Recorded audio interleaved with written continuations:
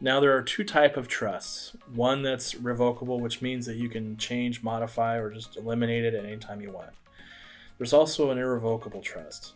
An irrevocable trust, just by its name, means that you can't revoke it, you can't change it, you can't modify it. Typically, a revocable trust becomes irrevocable when you die, which is obviously good because you don't want people changing things if they don't like what you've written in your trust.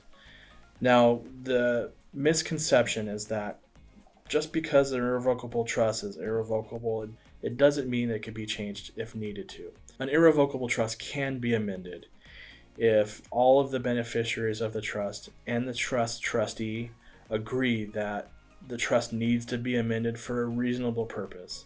A lot of the times it needs to be amended if there's a tax consequence or the trust isn't going to operate the way the person who made the trust had hoped.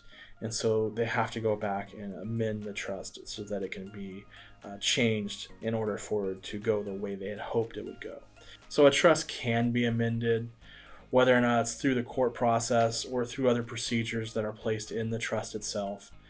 So if you have a trust, an irrevocable trust that you are having issues with, consult with a trust attorney so they can take a look at it and give you great legal advice on how that trust itself can be amended if it's needed.